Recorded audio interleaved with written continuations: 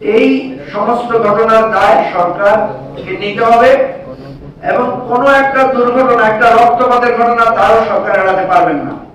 শুধু সরকার না, আমি মনে করি আমরা যারা গণঅভ্যুত্থানের অংশীদার ছিলাম আমরাও কেউ এই দায় এড়াতে পারবো না।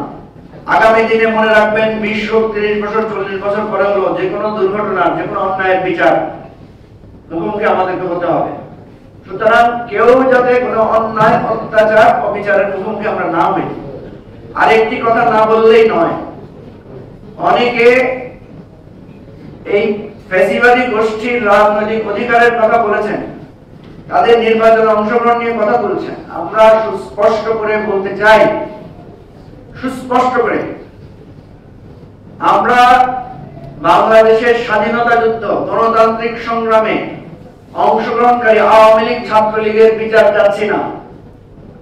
আমরা বিচার চাচ্ছি সেই আওয়ামী লীগ, ছাত্রলীগের, যেই আওয়ামী লীগ, ছাত্রলীগ আমাদের অধিকার কেড়ে নিয়েছে, আমাদের স্বাধীনতার স্বপ্নকে তিল তিল করে বিনষ্ট করেছে, ধ্বংস করেছে, আমাদের গণমাধ্যমের স্বাধীনতাকে পদপিষ্ট করেছে, আমাদের বিচার বিভাগকে ধ্বংস করেছে, আমাদের নির্বাচনের অধিকার কেড়ে নিয়েছে।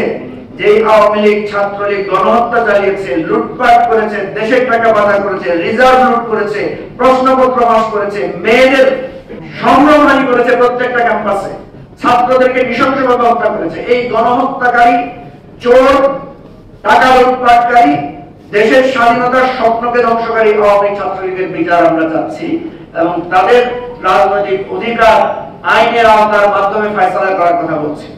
সুতরাং কেউ এখানে ভুল বুঝবেন না, কেউ এখানে গণতন্ত্র, মানবাধিকারের কথা বলে এই জায়গাটাকে বিভ্রান্ত করার চেষ্টা করবেন না কোন রাজনৈতিক দল, অনুগ্রহ করে।